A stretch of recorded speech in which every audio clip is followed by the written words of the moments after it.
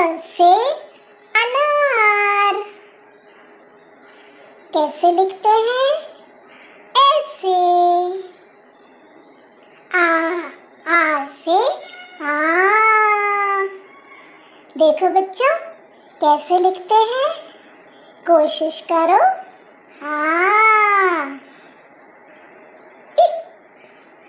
ई से इमली। देखो कैसे लिखेंगे? ऐसे। ई से ईख। कैसे लिखेंगे? ऐसे। ई से ईख। उ से उल्लू। उ से उल्लू। ऊ से ऊन। देखो कैसे लिखेंगे? ऐसे। री।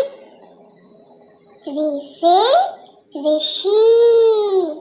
कोशिश करो लिखना। री से ऋषि।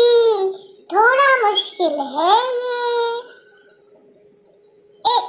ए से एड़ी।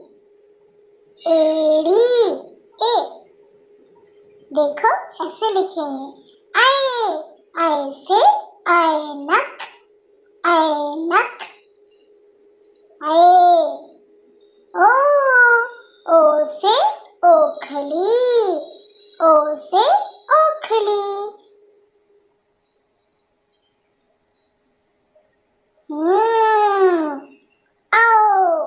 आओ से औरत। औरत।